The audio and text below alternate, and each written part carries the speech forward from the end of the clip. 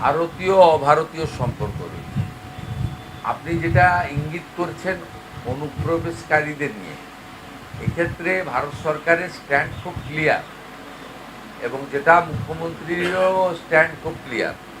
সেটা হচ্ছে দু ধরনের লোক পার্শ্ববর্তী দেশ অর্থাৎ বাংলাদেশ থেকে এখানে এসেছে।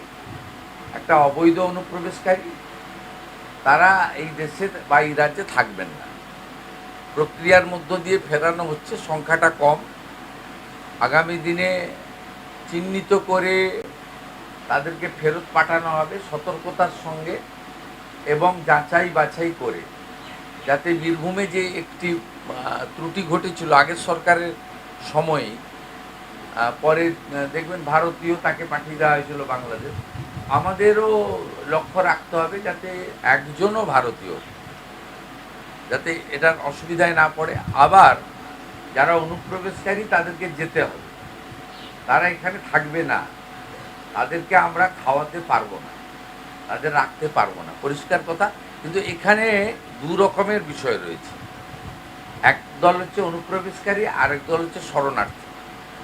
এবং সিটিজেনশিপ অ্যামেন্ডমেন্ট অ্যাক্টের আওতায় যে সমস্ত আমাদের কমিউনিটিগুলোর কথা বলা আছে, হিন্দু, শিখ, খ্রিস্টান, জৈন, পার্সি, বুদ্ধিস্ট, তারা কিন্তু অবৈধ অনুপ্রবেশকারীর পর্যায়ে পড়ে না, তারা শরণার্থীর পর্যায়ে পড়ে।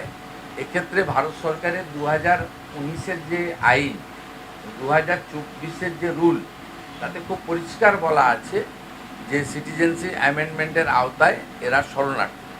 1 সেপ্টেম্বর 2025 ভারত সরকার আরেকটি নোটিফিকেশান বের করে, যাতে বলেছে 31/12/2024-এর মধ্যে যারা প্রাণের জন্য বা ধর্ম বাঁচানোর জন্য বাংলাদেশ থেকে এই দেশে এসেছে বা এই রাজ্যে এসেছে, তাদের বিরুদ্ধে কোনো মামলা হবে না, তাদেরকে পুলিশ হয়রানি করতে পারবে না।